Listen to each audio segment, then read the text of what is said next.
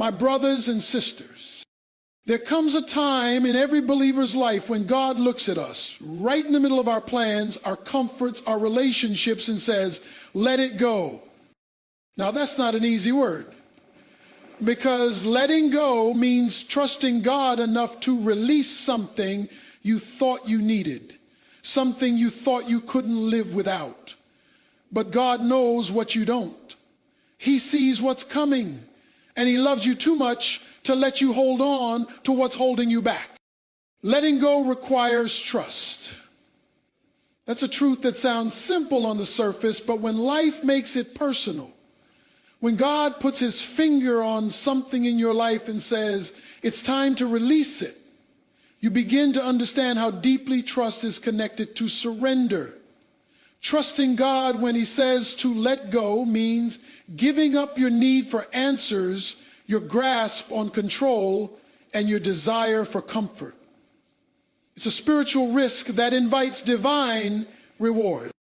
Letting go becomes difficult when the thing God is asking you to release is something you've built your identity around. Maybe it's a relationship that once brought you joy, but now it brings confusion, pain, and spiritual conflict. Maybe it's a job that gave you security, but now you feel drained and disconnected. Maybe it's a habit, a mindset, or even a plan that you crafted with good intentions, and now here comes the Lord saying, lay it down. It doesn't feel logical. It doesn't feel fair, but it is God.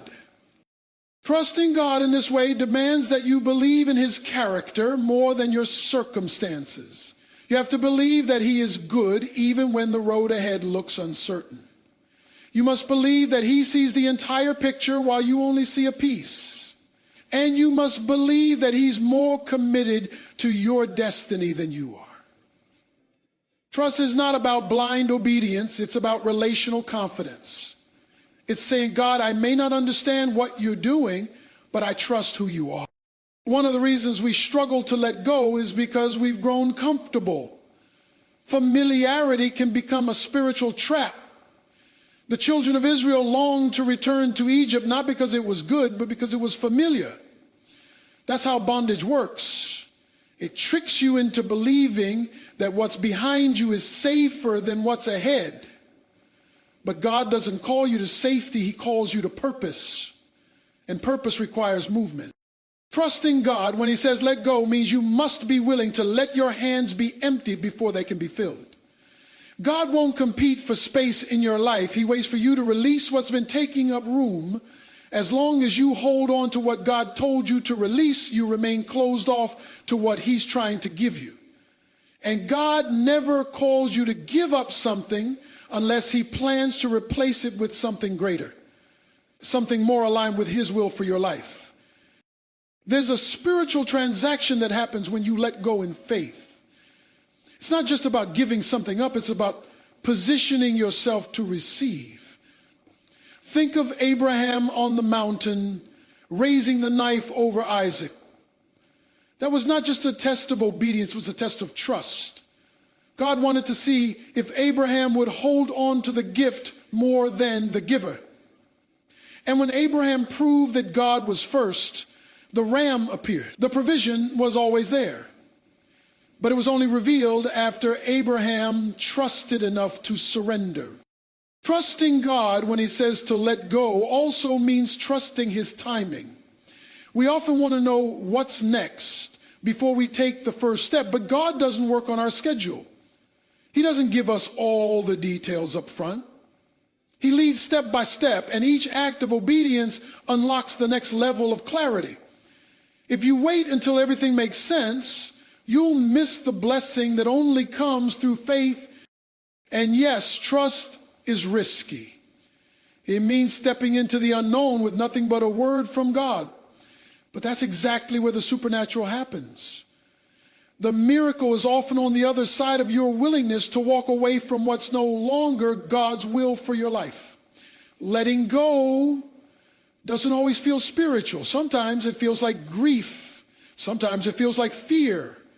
But even in the midst of those emotions, trust says, Nevertheless, not my will, but yours be done. God is not asking you to let go to take something from you. He's asking you to let go so he can lead you to something better. But you can't receive it with clenched fists. You have to open your hands and say, God, I trust you. Even if I don't know how this ends, I know who you are. I know you are faithful. I know you are for me. I know you don't make mistakes. Letting go isn't weakness. It's worship.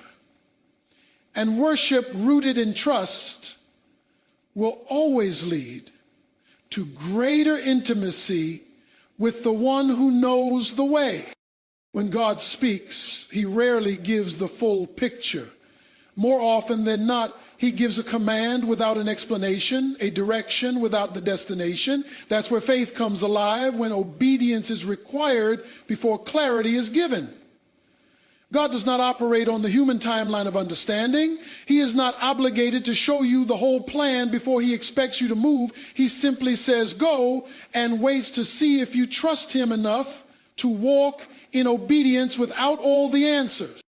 We see this truth clearly in the life of Abraham. In Genesis 12, God tells him, leave your country, your people, and your father's household, and go to the land I will show you. God didn't hand Abraham a map. He didn't outline the journey or guarantee comfort. He simply said, go. Abraham's job was not to understand, it was to obey. And that's what faith looks like. Moving before the why is revealed.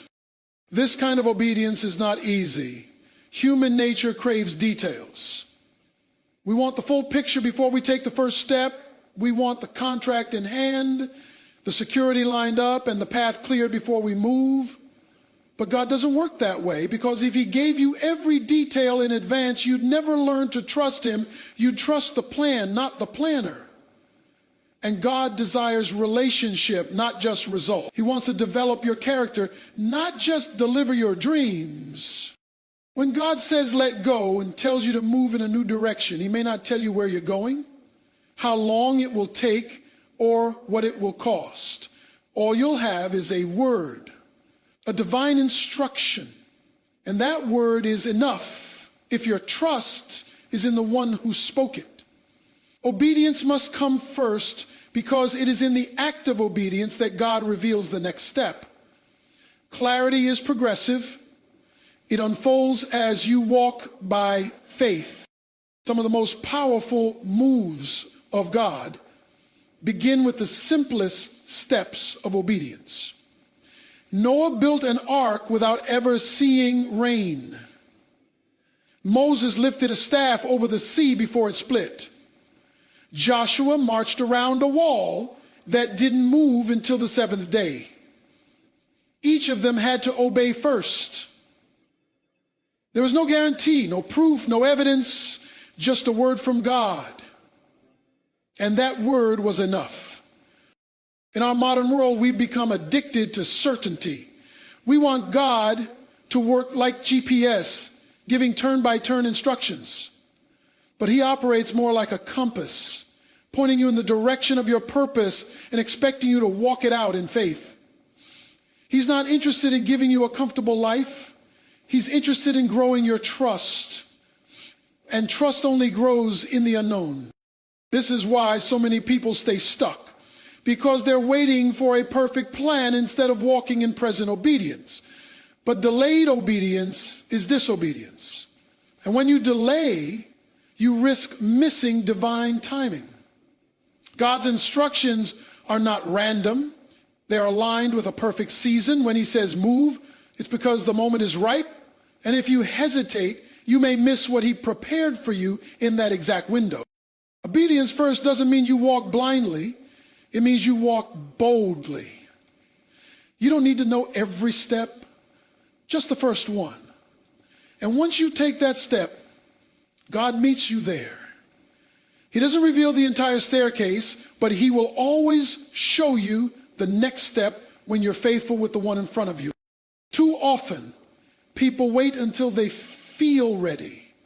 But God isn't waiting on your feelings. He's waiting on your faith. Feelings are unreliable. Faith is anchored. Feelings waver.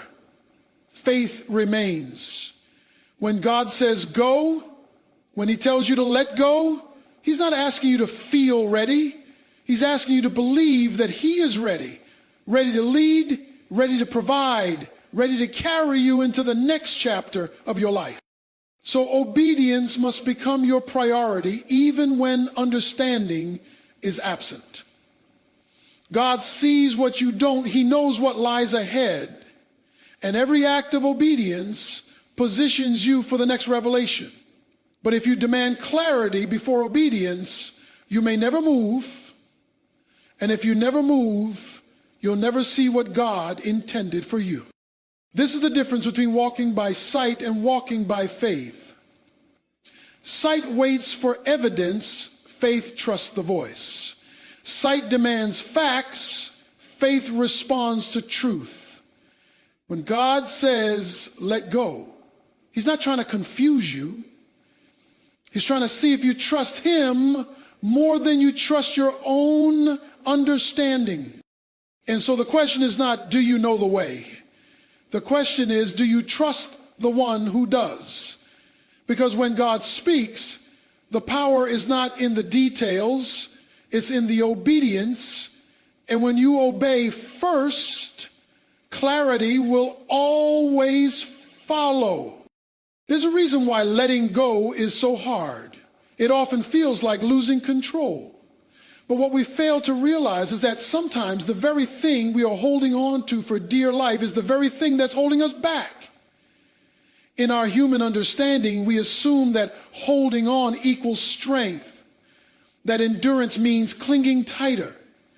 But in the kingdom of God, strength is often revealed through surrender. True growth, true transformation, true forward movement happens when we release what's no longer part of our divine assignment.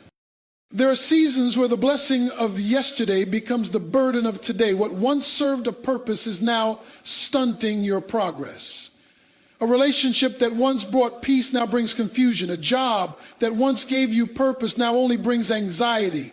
A mindset that once helped you survive is now keeping you from thriving.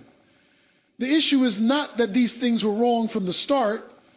Is that they're no longer right for where God is taking you next. And if you're unwilling to let go, you risk carrying dead weight into a season that requires full capacity. When God says let go, it's not just about separating from something outside of you. It's about separating from what's sabotaging the work of God inside of you. Sometimes it's not the people, the job, or the environment that's the issue. It's the internal attachments, the fear, the pride, the need for approval that are silently anchoring you to a place you should have already left. God isn't just trying to change your surroundings, he's trying to change you. And change never happens without release. Jesus told his disciples in John 15 that every branch in him that bears fruit will be pruned so that it can bear more fruit. That means God cuts back what is good so that something greater can grow. And here's the part we don't like. Pruning feels like loss, but it's not destruction, it's preparation. God isn't punishing you when he asks you to let go. He's making space. He's removing the excess, the distractions, the false dependencies that keep you from walking in full maturity. What you're holding on to might have value, but that doesn't mean it's part of your future.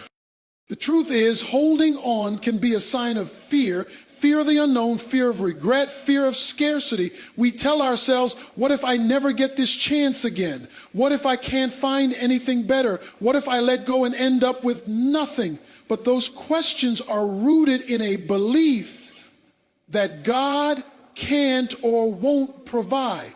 And when you live with that belief, you begin to make decisions from a place of survival rather than faith. That kind of mindset will trap you in cycles of delay. You can't walk in the fullness of God's promise if you're still clinging to yesterday's provision. We often romanticize the past because it's known. Even if it was painful, at least we understood it. But the problem with that thinking is that it keeps us loyal to limitations. God wants to stretch your faith, elevate your vision, and lead you into the unknown, not so you can be afraid, but so you can be free. And that freedom begins the moment you loosen your grip. Letting go is not a sign of failure. It's a sign of alignment. It's saying, God, I trust your plan more than I trust my preference. It's acknowledging that your own efforts, while well-intentioned, cannot compare to the outcomes God can bring through your surrender. The only thing worse than letting go of something God never meant for you is staying attached and missing what he was trying to release into your life. We say we want peace, joy, and breakthrough, but often we don't realize that those things require space. God will not pour fresh oil into a vessel already full of yesterday's residue. He's not going to bless clutter. If your heart is divided, if your life is overwhelmed with attachments he didn't authorize, you won't have the capacity to hold what he's trying to send. Sometimes the delay is not because God is holding it back, it's because we're too full to receive it. So letting go is not loss, it's positioning. It's alignment. It's trusting that what God wants to bring is far greater than what you're afraid to release. And until you let it go, you'll never know what you could have gained. You'll never know the peace that comes from obedience. You'll never know the joy that comes from freedom. And you'll never know the blessing that's waiting on the other side of surrender. It's time to stop carrying what God never told you to keep. It's time to let go, not because you're weak, but because you're finally strong enough to trust him more than your own grip. Letting go doesn't mean you're giving up. It means you're growing up. And what God has next is worth every step of faith it takes to release what's behind. God is not a God of waste, but he is a God of order. And in his divine order, there's a principle that we often overlook. He will not fill what is already full. When your hands are occupied with what he did not assign, when your heart is cluttered with what no longer serves your purpose, there is no room left for him to deposit what's next. That's why letting go is not just a test of faith. It's a prerequisite for overflow. If you want God to move in your life in a fresh and powerful way, you must first create space. We pray for new blessings, new direction, new favor, but we try to receive those things with lives already packed with distractions, idols, fear, and outdated assignments. We want God to give us something fresh, but we're unwilling to release what's stale. And he won't compete. God doesn't force his presence into spaces that are already occupied. If your spirit is filled with doubt, bitterness, pride, or worldly attachments, there's no room for him to pour in the peace, the clarity, the provision you've been asking for. Sometimes we unknowingly block the blessing by refusing to declutter. And this isn't just about material possessions. It's about spiritual posture. You can't hold on to unforgiveness and expect the fullness of God's joy. You can't cling to fear and expect the peace that surpasses all understanding. You can't continue to chase after what people think and then wonder why you can't hear what God is saying. The posture of a vessel ready to be filled is one of surrender and emptiness. God fills empty vessels. He fills yielded hearts. He fills open hands. There's a moment in the story of the widow in 2 Kings 4 that illustrates this perfectly. She was in desperate need, facing debt and the possibility of losing her sons.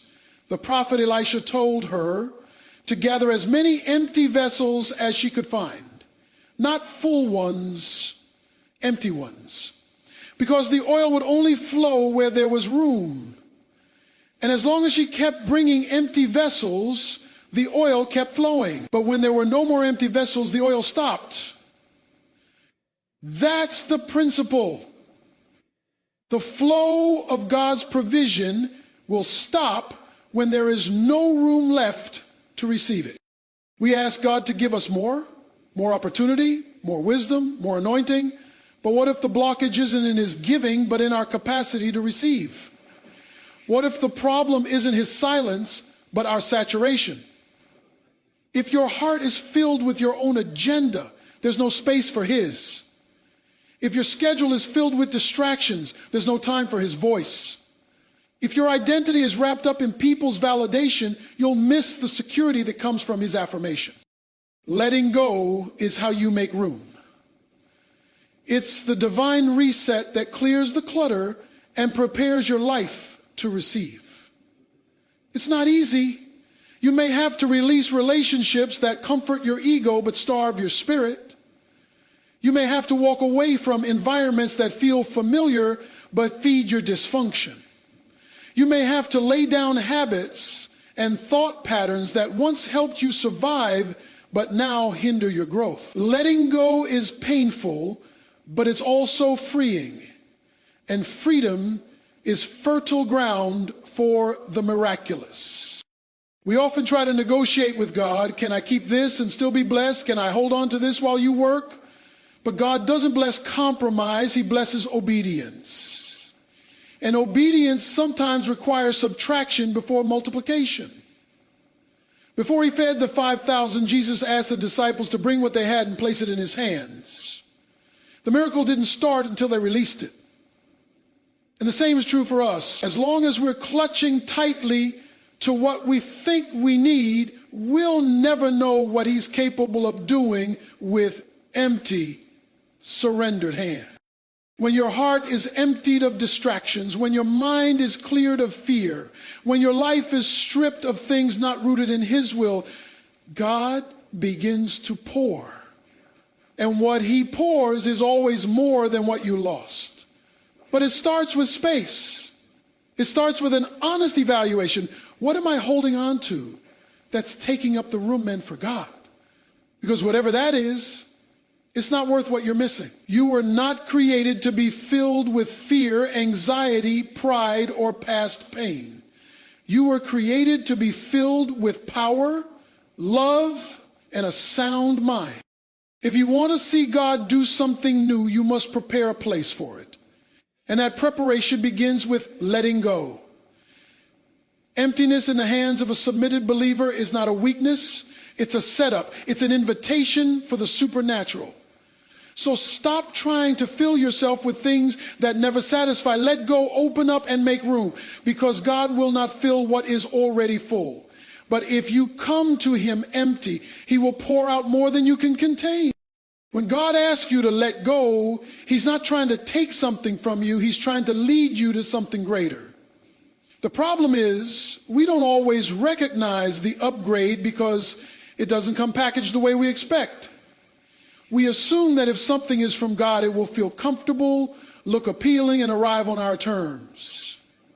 But divine promotion is often disguised as disruption. It doesn't feel like a step up, it feels like a step back. Yet, in God's economy, elevation begins with obedience, not with understanding. Letting go is the bridge between where you are and where God wants to take you. It's the space between the familiar and the fulfilled. And if you're unwilling to release what's in your hand, you'll forfeit what he's trying to place in your future. Too many people miss the move of God because they refuse to move. They want the blessing, but not the breaking.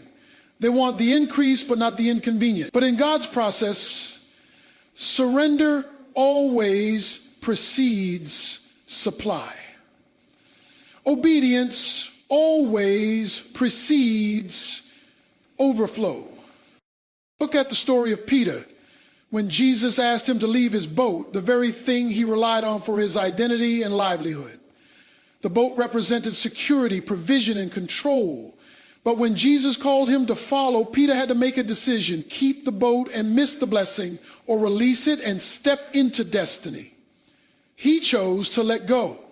And what followed was a life of divine purpose, power, and impact that far exceeded anything he could have imagined while holding on to a fishing net. God rarely calls you to let go of something unless he's making room for something better. But the better he's preparing is often invisible at first. That's why faith is essential. It's what keeps you moving when the next step isn't clear. Letting go feels risky, especially when what you're releasing still looks functional. You might still be getting paid at that job, still receiving attention in that relationship, still achieving results with that mindset. But just because something still works doesn't mean it's still right. God knows when a season is finished, even if you don't. And he will begin to stir your spirit, agitate your comfort, and close doors, not to punish you, but to protect your future. The longer you hold on to what God has outgrown in your life, the more it costs you. What once was a blessing can become a burden when you keep it past its expiration date. It might not be sinful, but it can still be a weight. And the more weight you carry, the harder it becomes to run your race. Hebrews 12:1 tells us to lay aside every weight and sin that so easily entangles us. That means some things in your life are not necessarily wrong, they're just heavy. And anything that slows you down spiritually, emotionally, or mentally is not worth the sacrifice of what God is calling you into. Letting go is not about giving up, it's about growing up. It's about maturing to a place where you trust the giver more than the gift, where you recognize that holding on to what you can see may be costing you what God is trying to reveal. There are doors you can't walk through until you put some things down. There are levels you'll never reach until you empty your hands. You don't climb higher by carrying more. You climb by releasing what's unnecessary. God operates in patterns. He takes us from faith to faith, from glory to glory, but each elevation requires a new level of trust. And trust is tested at the point of release. Will you let go when he says let go? Will you walk away from comfort when he says move? Will you trust that he has something greater even when you don't yet see it? These are the questions that define your spiritual growth. Because you can't grow in faith and stay in control at the same time. Faith demands surrender. So when God nudges your heart, when he whispers, it's time to let it go. Understand that he's not trying to harm you. He's inviting you into something higher, something deeper, something more aligned with his purpose for your life. And while it may be painful in the moment, the reward of obedience far outweighs the cost of release. You may not see it right away. It may not come quickly, but God is a rewarder of those who diligently seek him, and part of seeking him is trusting his timing, his process, and his plan. Sometimes the greatest breakthroughs begin not with a big leap, but with a simple act of release. One decision to let go, one moment of surrender, one quiet yes to God's leading. And that one act can open the door to a future you never could have orchestrated on your own. So don't fear the letting go, embrace it. Because what God has next is always greater than what you're afraid to leave behind. Sometimes what we're holding on to isn't something tangible. It's not a person, a job, or a place. It's an emotion, a wound, a betrayal, a memory. It's something deep inside of us that we've carried for so long, we don't even realize it's weighing us down. We've built our identity around it, structured our decisions to avoid triggering it, and allowed it to shape the way we view ourselves, others, and even God. But when God says let go, he's not just speaking to our outer world, He's speaking to the pain buried in our inner world. And he knows that until we release it, we will never walk in the freedom he intends for us. Holding on to pain may seem like a passive thing, but in reality, it requires energy. It takes mental space. It clutters your spiritual vision. It distorts your perception of God's truth. That bitterness you thought you buried, it shows up in how you treat people who remind you of your past. That unforgiveness you never dealt with, it leaks out in your inability to trust. That shame you tried to ignore, it becomes a filter over every opportunity, whispering, you're not worthy. Emotional baggage, if left unchecked, becomes spiritual bondage. And here's the danger. You can be walking with God, going to church, serving, even praying, and still be shackled by the past. Because proximity to God doesn't guarantee transformation. Surrender does. God doesn't want to just walk with you through your pain. He wants to heal it. But healing begins where honesty begins. You can't be healed from what you refuse to confront. Letting go requires that you look inward and ask yourself, what am I still holding on to that God already forgave, already removed, already delivered me from? There's a story in the Gospels where Jesus approaches a man who had been sick for 38 years. He asks him a strange question, do you want to be made well? On the surface, it seems obvious, of course he does. But Jesus wasn't just asking about his physical condition. He was addressing his will, his desire, his readiness. Because healing is a choice. Letting go of pain, of offense, of brokenness is not just a miracle, it's an act of the will. Some people have lived with their wounds for so long that the idea of wholeness feels foreign. And sometimes staying in pain feels safer than the vulnerability healing requires. But the truth is, you cannot carry old pain into new purpose. God won't bless bitterness. He won't promote you while you're still poisoning your perspective. The promised land is reserved for those who are free from Egypt, free from past thinking, free from inner chains. And many never enter into their calling, not because of the external obstacles, but because they never let go of the internal one. Their hearts are still tethered to offenses that happened years ago. Their minds are still stuck in conversations that wounded them. Their souls are still bleeding from battles they never acknowledged. Letting go of inner pain doesn't mean you're pretending it didn't happen. It doesn't mean you're excusing the wrong that was done to you. It means you're choosing not to let it define you anymore. You're releasing your right to carry anger so that you can receive peace. You're surrendering your desire for vengeance so that God can execute justice his way. You're laying down your sorrow so that joy can have a place to rise. It's a divine exchange. Your burden for his blessing, your trauma for his truth. And this kind of release is not a one-time event. It's a daily decision. Every time that old wound tries to rise back up, you have to remind yourself, I've let that go. I've surrendered that to God. I refuse to carry what he already carried to the cross. You don't have to rehearse the hurt. You don't have to replay the offense. You don't have to live under the shadow of your past. You are freed not because you feel it, but because by faith you've released it. Letting go is one of the most courageous things you can do. It's not weak, it's warfare. You are breaking spiritual strongholds, generational patterns, and emotional chains when you decide to forgive, to heal, to move forward. The enemy would love nothing more than for you to stay stuck in a prison of resentment and regret. But God has more. He has healing.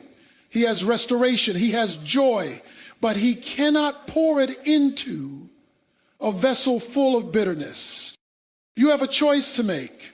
Carry your pain or carry your purpose.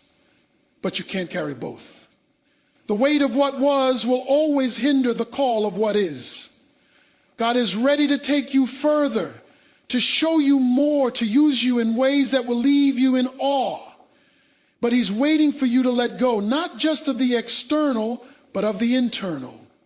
Because when your soul is finally free, your destiny can finally begin. There's something powerful about stillness. In a world that celebrates hustle, movement, and constant productivity, stillness can feel unnatural, even uncomfortable. But when God calls you to let go, he often follows that instruction with silence. Not because he's ignoring you, but because he's teaching you to trust him in the absence of answers. It's in the quiet spaces that your faith is refined. It's in the moments when you don't know what's next that God is building your spiritual muscles. Letting go isn't just an action, it's a posture of trust that says, even when I don't see what's ahead, I believe God is already there. This is where many believers get frustrated. We want immediate feedback from heaven. We want to let go of something one day and see a new door open the next. But God's timetable doesn't operate on our impatience. He's not in a rush because he knows what he's doing. And when he tells you to release something, he's not just rearranging your circumstances. He's reshaping your character. The waiting is part of the work. It's in the stillness that he reveals what your heart really believes. Do you trust him only when he speaks, or do you trust him because he's already spoken? Letting go and stepping into stillness is a test of trust. It requires you to walk without all the details, to move without all the instructions, and to rest in the fact that if God brought you this far, he won't leave you now. And yes, the silence may stretch, the uncertainty may grow, but just because you can't hear him doesn't mean he's not working. Silence is not absence. Hiddenness is not abandoned. God is often most active when he appears most quiet. Think about Abraham. God told him to leave his country, his people, and his father's house, and go to a land he would show him. Notice the wording, go. To a land I will show you. Not go to this address, not here's a detailed map. Just go, move, obey. Abraham had to let go of familiarity and step into mystery. And in doing so, he positioned himself for a blessing so big it would impact generations. But it all started with a decision to walk with God into the unknown. That's what letting go looks like. Trusting God enough to move even when the path isn't lit up. Sometimes God will strip things away, not to hurt you, but to quiet your world. Because only in the quiet can he reveal what you need to hear. If you're constantly busy, surrounded by noise, or distracted by lesser things, you won't be able to discern the still, small voice of God. And he's not going to compete with the chaos you choose. Letting go makes space, not just for new blessings, but for divine clarity. God does his best work in the still places. The stillness is where you learn the difference between movement and momentum. Just because you're busy doesn't mean you're making progress. Some of the greatest forward motion in your life will come when you're sitting still in God's presence. When you're no longer trying to make things happen in your strength, but are resting in his sovereignty. That's when you begin to hear with spiritual ears. That's when your heart is sensitive enough to receive divine strategy. That's when your soul starts aligning with his rhythm, not the world's. And yes, it can feel vulnerable to sit in the silence, to say, Lord, I've let it go, now what? And hear nothing in response. But that's the proving ground of trust. Can you worship when there's no answer? Can you stay faithful when there's no sign? Can you keep obeying when the results are delayed? That's where God sees what's really in you. And if you can remain faithful in the stillness, he will reveal in due time what the silence was preparing you for. Stillness is not inactivity, it's intentional surrender. It's choosing to wait on God rather than force your way forward. It's believing that he is doing more in your waiting than you could ever do in your striving. Letting go means you're relinquishing the illusion of control and choosing rest over restlessness. Because rest is a declaration of trust. It's saying, God, I believe you're working even when I can't see it, feel it, or prove it. And while the world may mock stillness and applaud frantic effort, heaven honors those who wait. Isaiah 40:31 says, they that wait upon the Lord shall renew their strength. Not those who rush, not those who panic, those who wait. Stillness is not passive, it's powerful. It means you've silenced every other voice so that you can hear the one that matters most. So don't rush to fill the silence. Don't panic in the pause. Just because it's quiet doesn't mean you're stuck. You're being still so that you can be strengthened. And when the time is right, God will speak again. And when he does, you'll be ready because you let go and you waited in faith. When God tells you to let go, he is inviting you to step into a deeper level of faith. Faith that is not dependent on what you see, feel, or understand, but faith that trusts in his character and his promises. This kind of faith is not passive, it's active and bold. It requires you to believe in the unseen, to walk by faith and not by sight, even when the path ahead is unclear or frightening. Letting go demands that you surrender your need for control and certainty and embrace a trust so strong that you can release your grip on what is familiar and step into the unknown with confidence that God's hand is guiding you. This is faith in its purest form, a confident assurance in God's goodness and faithfulness, even when your circumstances say otherwise. It's the faith that Abraham had when God told him to leave everything behind and go to a place he did not know. It's the faith that the woman with the issue of blood demonstrated when she reached out to touch Jesus' garment, believing that she would be healed. It's the faith that countless heroes of Scripture displayed as they faced giants, crossed deserts, and stood firm amid storms. Letting go is an act of faith that acknowledges that God is greater than your fears, bigger than your past, and more powerful than your present struggles. Letting go is also a declaration that God's plan is better than your plan. It's saying, Lord, I may not understand why you're asking me to release this, but I trust that you know what's best. This level of surrender is difficult because it requires humility, the humility to admit that your understanding is limited and that God's wisdom surpasses yours. It means acknowledging that what you thought was good, comfortable, or safe may not be what God intends for your highest good. And it means having the courage to obey even when the reward is not immediately visible. Faith doesn't always come easy. Sometimes it's tested by delay, by disappointment, by unanswered questions. You may have prayed for clarity, for peace, for a sign, and yet the silence lingers. But the absence of immediate answers is not evidence of God's absence. It's an invitation to deepen your trust. Letting go is not about giving up hope. It's about anchoring your hope in God's promises instead of your circumstance. It's about believing that God's timing is perfect even when it doesn't match your timeline. Moreover, faith in letting go transforms your perspective. It shifts your focus from what you're losing to what you're gaining.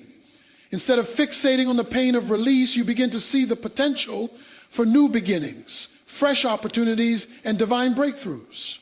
You recognize that God is making space in your life, not to leave you empty, but to fill you with his presence, purpose, and provision. Faith allows you to see beyond the temporary loss to the eternal gain.